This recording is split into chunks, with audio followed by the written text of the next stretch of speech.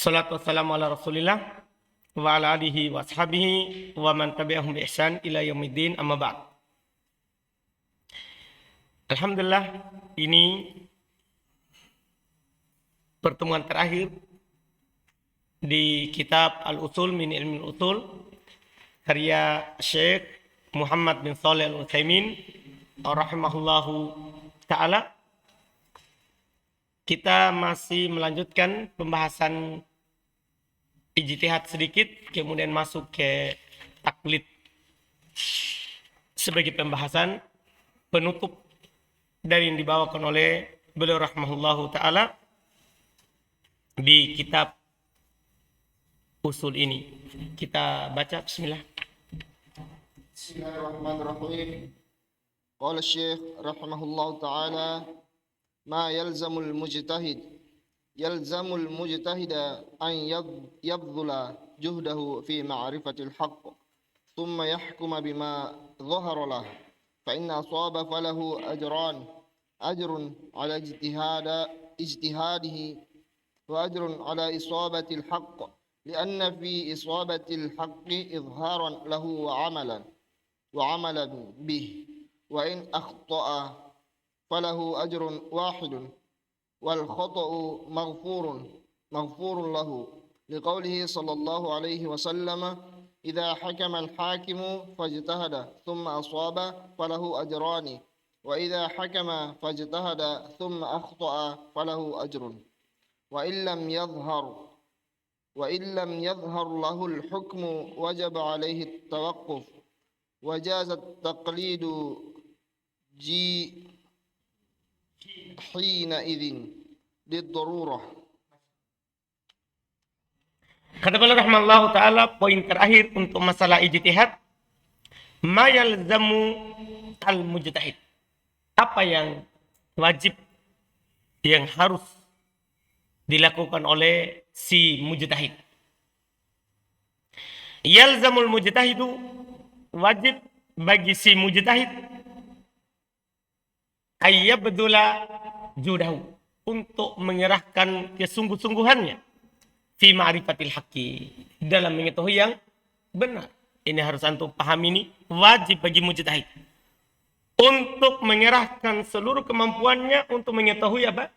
Al-haq. Tidak boleh dia pasrah ketika dia sebagai mujtahid kan khilaf, kita lakukan yang mana saja. Tidak. Wajib dia cari tahu. Ini kalau ada khilaf, ada perselisihan misalnya, harus dia tahu ini masalah mana yang kuatnya, atau masalah yang disepakati. Ini masalah kesepakatan, ya, apakah memang disepakati atau tidak. Dia kerahkan semua kemampuannya, kemudian dia hukumi dengan apa yang nampak baginya. Setelah dia bersungguh-sungguh, baru dia menghukumi apa yang nampak baginya. Kalau dia benar, maka baginya 2 pahala. Ini si mujtahid ini, setelah bersungguh-sungguh mencari apa? Al-haq. Si mujtahid itu siapa? Yang kemarin, yang diterangkan syarat-syaratnya. Yang diterangkan syarat-syarat. Kalau dia benar, maka baginya 2 pahala. Pahala atas kesungguh-sungguhannya, kan dia sudah mencari sungguh-sungguh. Dan pahala atas kecocokannya dengan al-haq. Makanya dia punya 2 pahala. Satu karena bersungguh-sungguh dalam mencari yang benar. Yang kedua karena cocok dengan yang benar yang dia cari. Li'anna fi isobatil haqqi idharon lahu wa amalan bih. Karena di dalam seorang itu ketika beramal yang sesuai dengan yang hak, maka itu adalah menampakkan al-haq dan mengamalkan al-haq. Menampakkan al-haq dan mengamalkan al-haq itu adalah pahala besar. Kemudian wa in aqta, kalau sudah dia kerahkan seluruh kemampuannya, ternyata dia salah, ini baru dimaafkan ini. Adapun langsung terima, itu tidak dimaafkan. Kalau dia salah, maka baginya 1 pahala dan kesalahannya dimaafkan karena dia sudah sungguh-sungguh mencarinya, bukan karena mengamalkan yang ringan. Paham kan? Menurut hawa nafsunya. Tapi dia sudah sungguh-sungguh mencari. Tapi tidak nampak juga baginya. tapi tidak nampak juga baginya, maka dimaafkan untuknya. Karena Nabi SAW bersabda, "Idza hakamal hakim fajtahada, tsumma asaba falahu ajrun, wa idza hakama fajtahada tsumma akhta falahu ajrun." Apabila seorang hakim yang dia menghukumi sebuah perkara, dia bersungguh-sungguh berijtihad dalam hal tersebut, kemudian dia benar, maka baginya 2 pahala. Kalau dia menghukumi dan bersungguh-sungguh, kemudian dia salah, makanya baginya 1 pahala. Kalau tidak nampak baginya hukum, wajib baginya tawakuf, untuk dia diam. Tidak boleh dia katakan ini ataupun itu. Ini kalau tidak nampak. Ya, dia bilang saja, tidak nampak bagi saya yang kuat. Ya, tidak nampak bagi saya yang kuat. Ini yang harus dilakukan. Ya. Wajib taklidu hina idin lidarurah. Ketika ini kan si mujtahid itu tidak boleh taklid.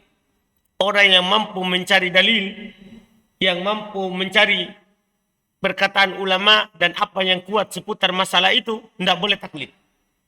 Tidak boleh apa? Taklid. Tapi ketika dia sudah cari tidak nampak baginya, maka ketika ini boleh taklid. Kenapa boleh? Lidarurah. Karena darurat baginya untuk taklid.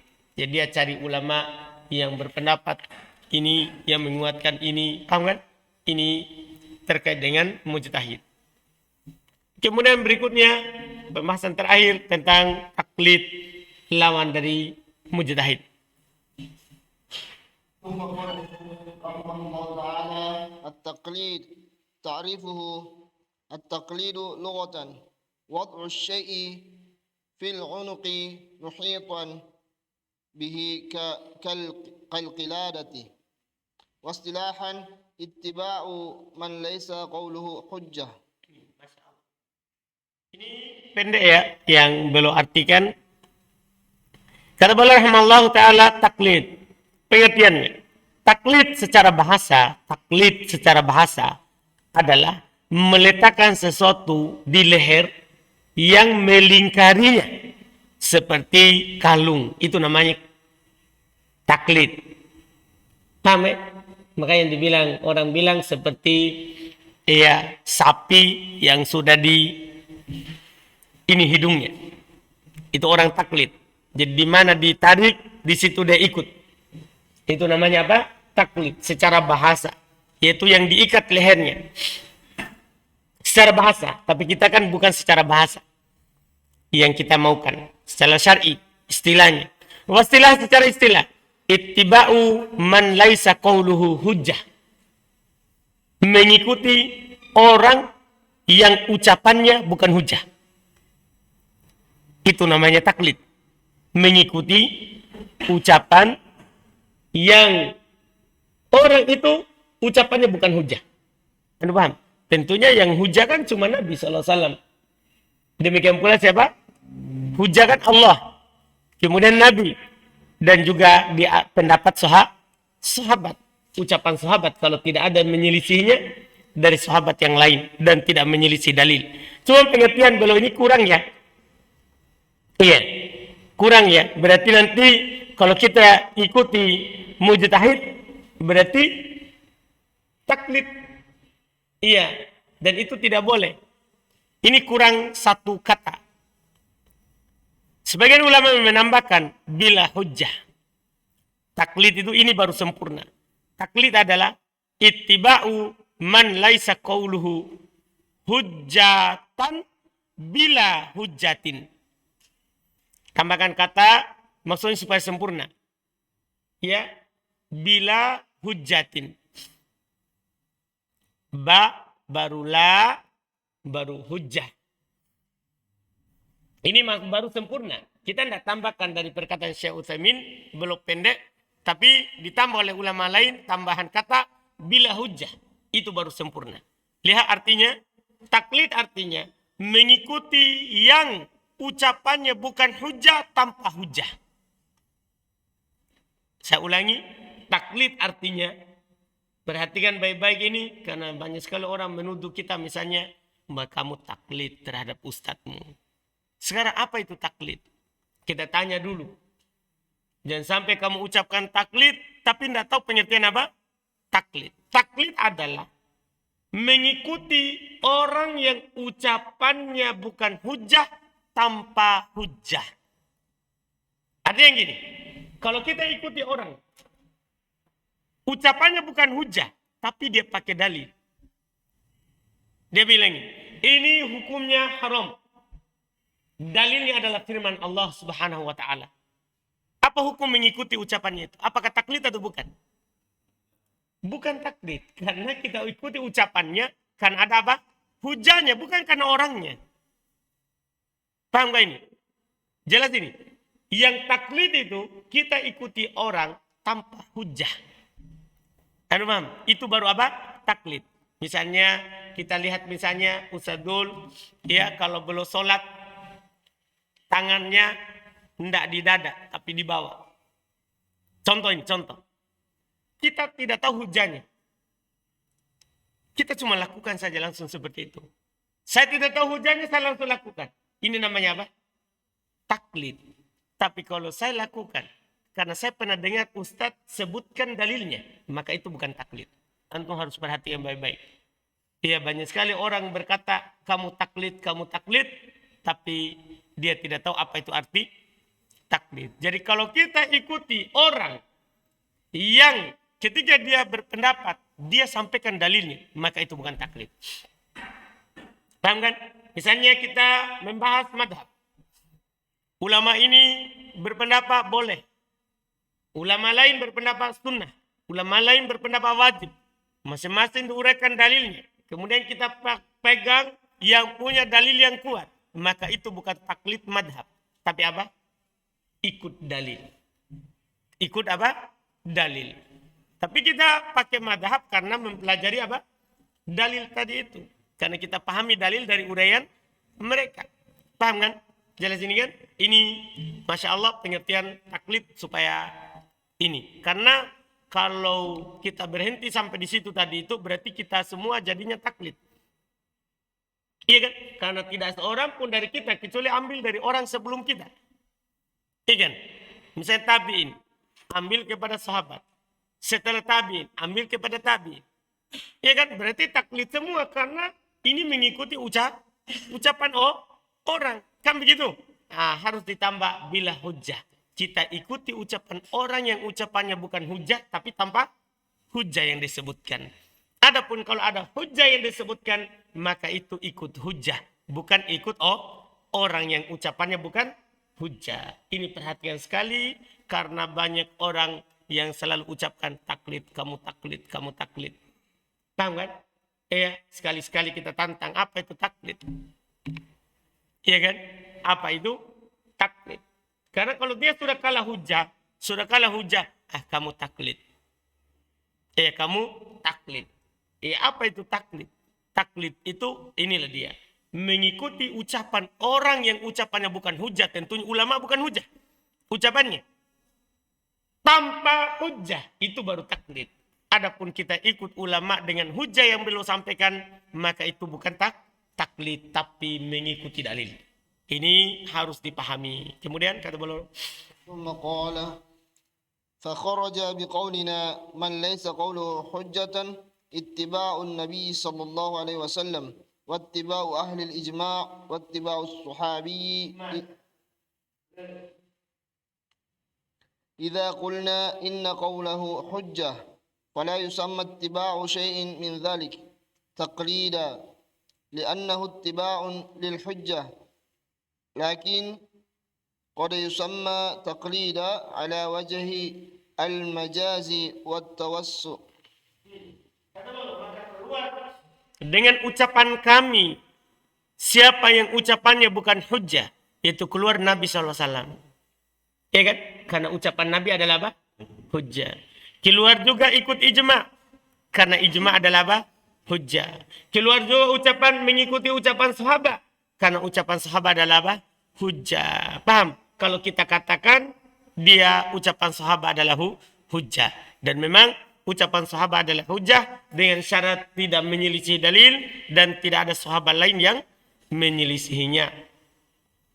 Maka tidak dinamakan mengikuti sesuatu dari hal itu taklid. Tidak dinamakan apa? Taklid. Karena mengikuti hujjah.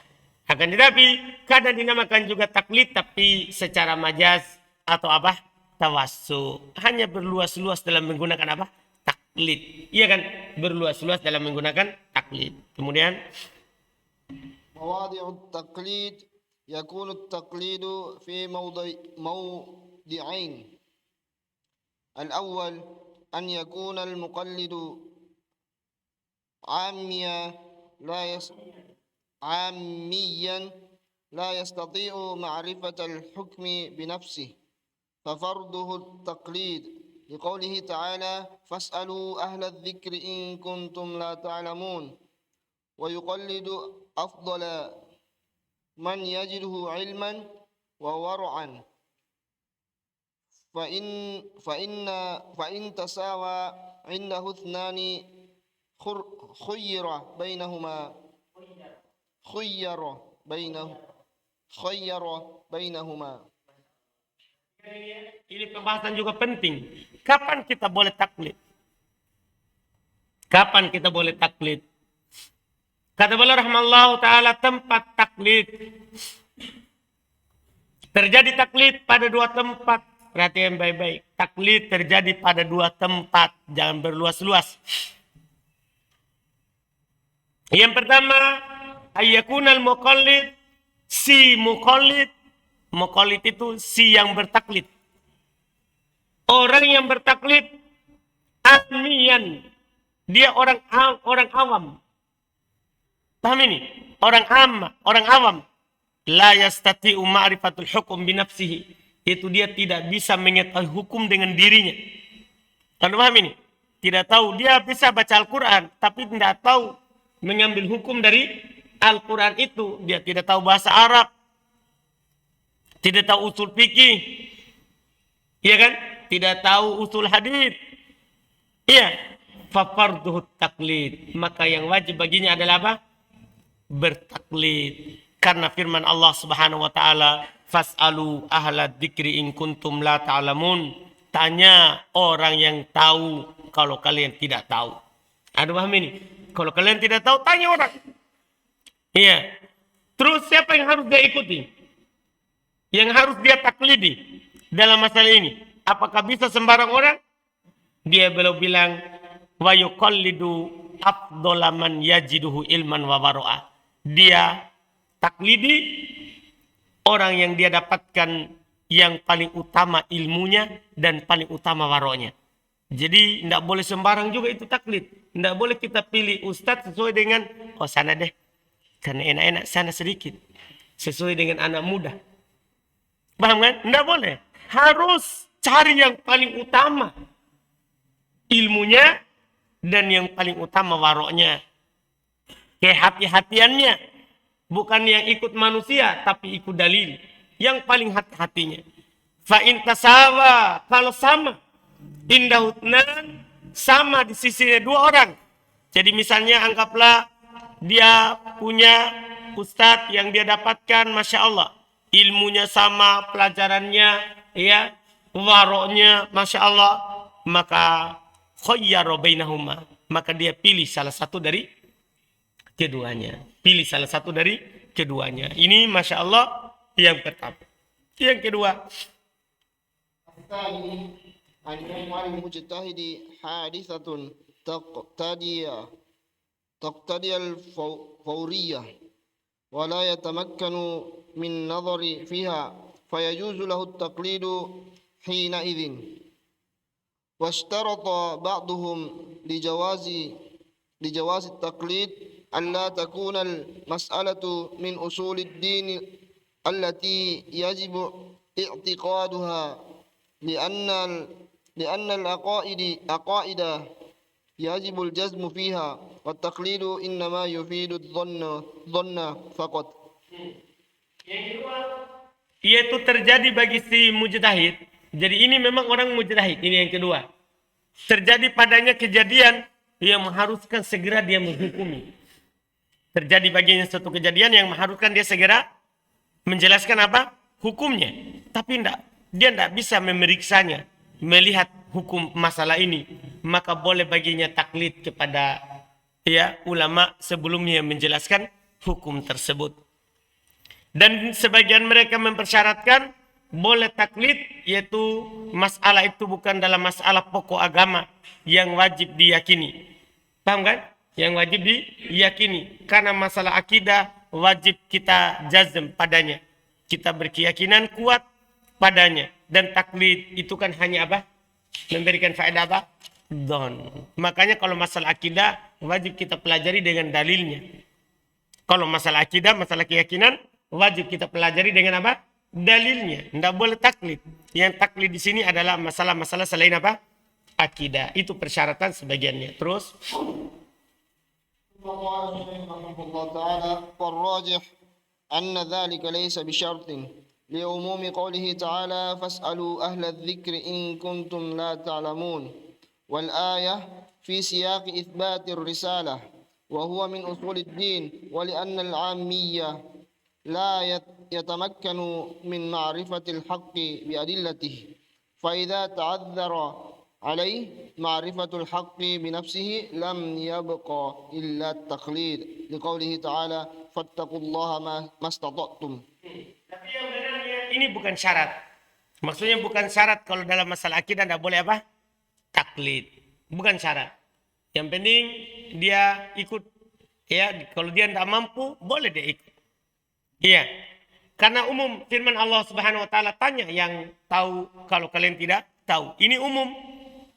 Siyak itsbati risalah berada dalam konteks penetapan kerasulan dan dia termasuk perkara pokok agama. Karena orang awam tidak mampu mengenal yang hak dengan dalilnya, iya kan? Tidak semua orang tahu yang benar dengan dalilnya. Maka kalau tidak mampu dia mengenal hak dengan dirinya, maka tidak tersisa kecuali apa? Taklid. Maka firman Allah Subhanahu wa taala, fattaqullaha mastata'tum. Jadi apakah masalah taklid ini boleh dalam masalah akidah atau tidak boleh diperselisihkan oleh para ulama rahimahumullah, dan yang dikuatkan oleh Syekh Ibnu Utsaimin bahwa hal itu tidak dipersyaratkan, boleh walaupun dalam masalah apa? Akidah. Walaupun dalam masalah akidah. ثم قال أنواع التقليد التقليد نوعان عام وخاص الأول فالعام أن يلتزم مذهبا معينا يأخذ برخصه وعزائمه في جميع أمور دينه وقد اختلف العلماء فيه فمنهم من حكى وجوبه لتعذر الاجتهاد في المتأخرين ومنهم من حكى تحريمه لما فيه من الالتزام المطلق لاتباع غير النبي صلى الله عليه وسلم. فقال الشيخ الإسلام ابن تيمية إن في القول بوجوبه طاعة غير النبي صلى الله عليه وسلم في كل أمره ونهيه وهو خلاف الإجماع وجوازه فيه ما فيه. Kadang orang bilang kita sekarang ini wajib bermadhab. Orang sekarang kadang bilang apa? Wajib apa? Bermadhab. Ada di sini. Kan kalau kita bilang wajib bermadhab berarti kita bertaklid. Itu maksudnya. Sekarang jenis taklid. Taklid itu ada dua. Ada taklid umum, ada taklid khusus. Yang umum bagaimana? Yaitu ayyal tazima madhaban muayyana. Dia memegang madhab tertentu. Paham kan? Dia taklid misalnya madhab Syafi'i saja. Dia taklid madhab apa? Hambali saja. Pokoknya dia pegang apa? Satu madhab saja. Ya'khudhu bi rukhsih. Dia ambil keringanannya. Wa azaimihi. Perkara-perkara yang beratnya. Pokoknya berat ringannya ikut madhab. Paham ini? Fi jami'i umur dinihi. Pada seluruh perkaranya. Pokoknya ikut apa? Madhab. Para ulama rahimahumullah berselisih pendapat. Apakah boleh seperti ini? Di antara mereka ada menghikayatkan wajib. Anda paham ini? Sebagian orang mengatakan apa? Wajib kita bermadhab di masa kita sekarang ini. Kenapa? Apa alasannya? Li ta'adzuril ijtihad fil mutaakhirin. Karena orang-orang belakangan ya tidak mungkin berijtihad lagi. Tidak bisa lagi apa? Berijtihad karena masalahnya sudah diterangkan semua oleh madhab apa? Sebelumnya. Paham gak ini? Wa minhum man haka tahrimah. Di antara mereka juga ada menghukumi haramnya. Dan ini yang kuat. Ini dikuatkan oleh sebentar Syekhul Islam Ibnu Taimiyah, dikuatkan oleh Ibnul Qayyim dan ulama-ulama yang lain. Haram bermadhab. Maksudnya taklid. Kita ambil keringanan dan yang berat dalam apa? Madhab. Kenapa haram? Alasannya lima fihi minal iltizam al-mutlaq littiba'i ghairi nabi. Karena di dalamnya terdapat kewajiban mutlak untuk mengikuti selain nabi. Betul enggak? Kalau kita bilang begini, harus kamu bermadhab. Berarti kita perintahkan orang ikut selain nabi. Benar salahnya kita wajib apa? Ikut. Gimana? Boleh enggak begitu?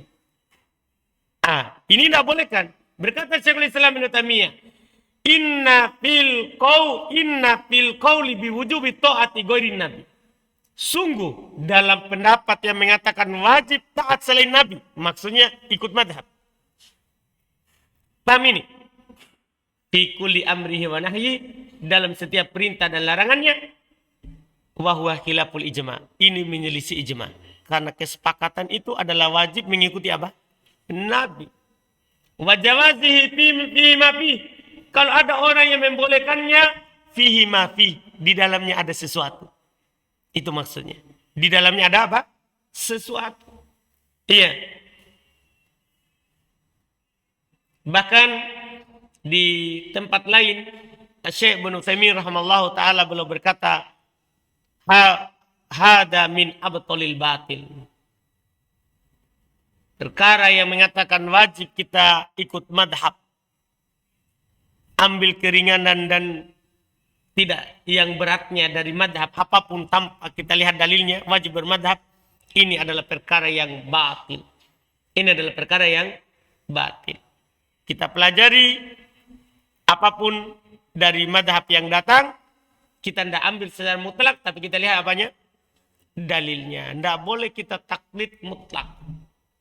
Taklid umum. Karena yang wajib kita ikuti adalah Nabi kita Muhammad sallallahu alaihi wasallam. Terus? من التزم مذهبا معينا ثم فعل خلافه من غير تقليد لعالم آخر أفتاه ولا استدلال بدليل يقتضي خلاف ذلك ولا عذر شرعي يقتضي حل ما فعله فهو متبع لهواه فاعل للمحرم بغير عذر شرعي وهذا منكر. وأما إذا تبين له ما يوجب رجحان قول على قول إما بالأدلة المفصلة إن كان يعرفها ويفهمها وإما بأن يرى أحد الرجلين أعلم بتلك المسألة من الآخر وهو أتقى الله وهو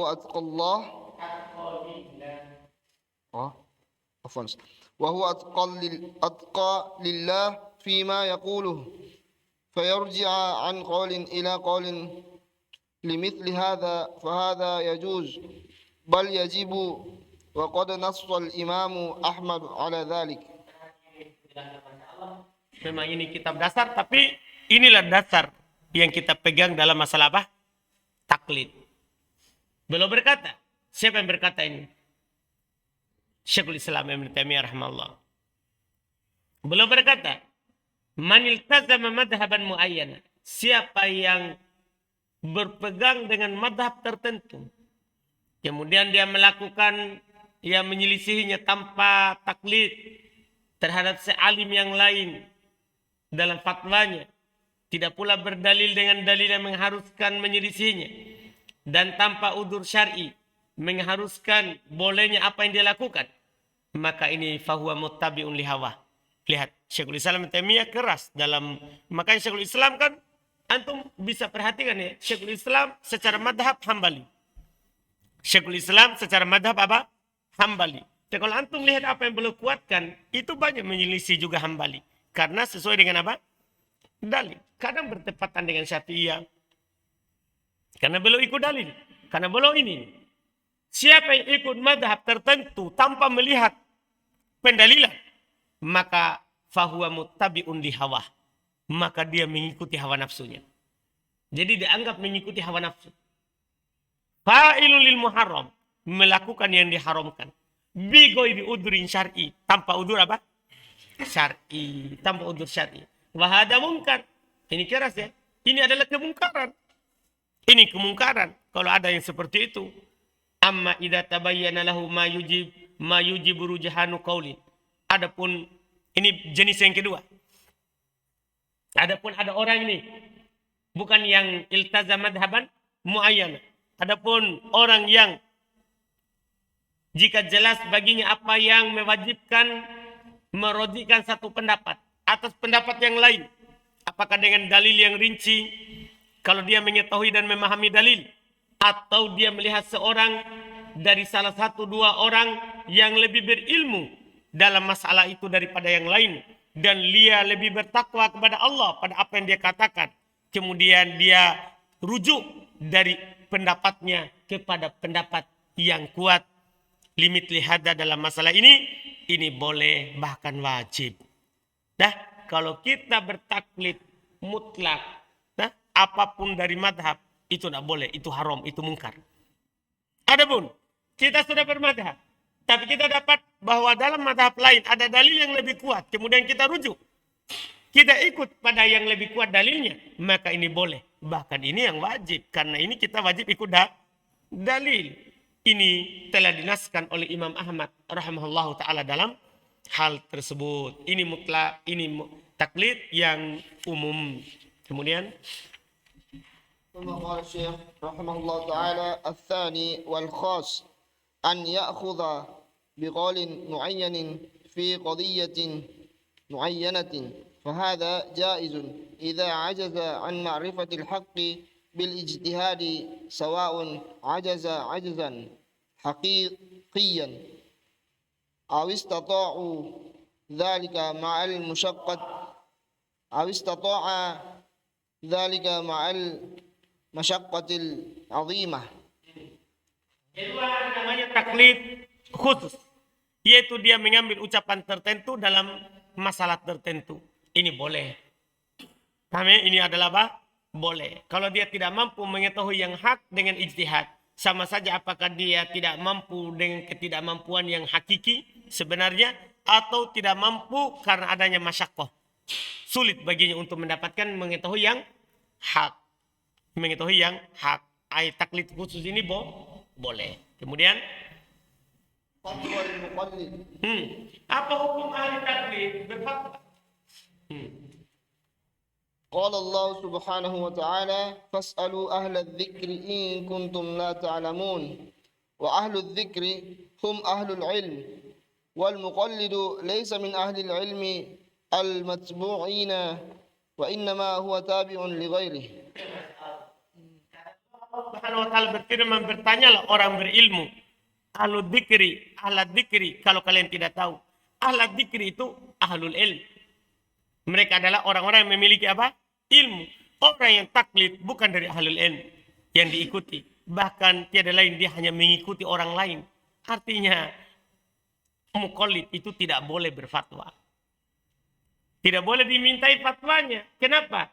Karena dia hanya mengikuti, bukan ahlinya untuk bertanya. Terus قال أبو عمر بن عبد البر وغيره أجمع الناس على أن المقلد ليس معدودا من أهل العلم وأن العلم معرفة الحق بدليله. قال ابن القيم رحمه الله تعالى وهذا كما قال أبو عمر فإن الناس لا يختلفون في أن العلم هو المعرفة حاصلة عن الدليل وأما بدون الدليل فإنما هو تقليد. ثم حكى ابن ابن القيم بعد ذلك في جواز الفتوى بالتقليد 3 أقوال. Abu Umar ibn Abdul Bar dan selainnya sepakat manusia bahwasanya muqallid tidak dihitung dari ahlul ilm. Muqallid itu bukan ahlul ilm. Paham kan? Orang yang bertaklid bukan ahlul ilm. Karena kenapa? Ilmu itu adalah mengetahui yang benar dengan dalilnya. Mengetahui yang benar dengan apa? Dalilnya. Berkata Ibnul Qayyim rahimahullah, ini sebagaimana dikatakan oleh Abu Umar, sungguhnya orang-orang yang tidak berselisih bahwasanya ilmu itu mengetahui, dia adalah al-ma'rifatu, pengetahuan yang hasilah, yang didapatkan dari dalil. Adapun tanpa dalil yaitu hanya ikut saja, maka tiada lain itu adalah taklid. Kemudian Ibnu Qayyim menghikayatkan setelah itu bolehnya fatwa dengan taklid tapi dengan 3 syarat. Orang yang bertaklid boleh dia menjelaskan hukum dengan 3 syarat. أحدها لا تجوز الفتوى بالتقليد لأنه ليس بعلم Menjelaskan 3 pendapat terkait dengan hukum fatwa ahli taklid ya. Pertama, أحدها لا تجوز الفتوى بالتقليد لأنه ليس بعلم والفتوى بغير علم حرام وهذا قول أكثر الأصحاب وجمهور الشافعية. boleh fatwa dengan taklid ya, tidak boleh fatwa dengan taklid. Pendapat pertama, tidak boleh berfatwa dengan apa? Taklid. Karena ini bukan ilmu. Taklid itu bukan ilmu. Fatwa tanpa ilmu haram. Ini pendapat kebanyakan al-ashab. Ashab maksudnya Hanabilah. Karena beliau madhabnya apa? Hanabilah. Dan mayoritas Syafi'iyah. Pendapat yang kedua, أن ذلك جائز فيما يتعلق بنفسه ولا يجوز أن يقلد فيما يفتي به غيره. pendapat yang kedua, hal itu boleh kalau terkait dengan dirinya. Dan tidak boleh dia bertaklid pada apa yang dia fatwa dengannya selainnya. Ini pendapat kedua. Boleh tapi terkait dengan dirinya, bukan orang lain. أن ذلك عند الحاجة وعدم العالم المجتهد وهو أصح الأقوال وعليه العمل.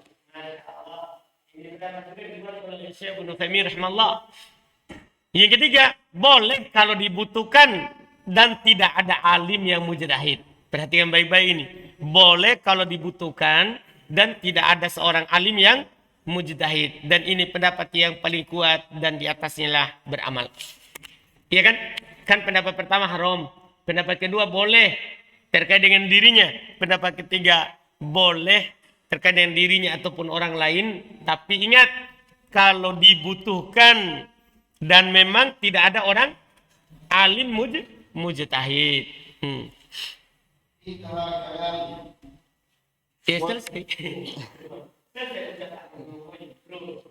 وبه يتم ما أردنا كتابته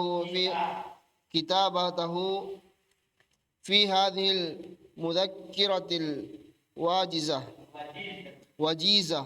نسأل الله أن يلهمنا الرشد في القول والعمل وأن يكلل أعمالنا بالنجاح إنه جواد كريم وصلى الله وسلم على نبينا محمد وآله. Alhamdulillah. Dengannya sempurnalah. Selesai apa yang kita ingin tulis di mudzakkirah, pengingat yang ringkas ini. Kita memohon kepada Allah untuk memberikan ilham kepada kita terhadap kebaikan di dalam ucapan dan amalan. Dan untuk memberikan pada amalan kita dengan kelulusan, keberhasilan. Sungguh dia Allah Maha Dermawan lagi Maha Mulia. Salawat dan salam, salawat Allah dan salam atas Nabi kita Muhammad sallallahu alaihi wasallam dan keluarganya. Alhamdulillah selesai kajian kita terhadap al-usul min ilmi al-usul karya Syekh Ibn Utsaimin rahimahullahu taala. Mudah-mudahan apa yang kita ambil dari pertemuan pertama sampai hari ini, pertemuan keberapa? Pertemuan ke-29, ia memberikan manfaat untuk kita dan kita bisa mengamalkan apa yang kita ketahui. Kita cukupkan. Subhanaka wa bihamdik, asyhadu an la ilaha illa anta, astaghfiruka wa atubu ilaik. Alhamdulillahirabbil alamin.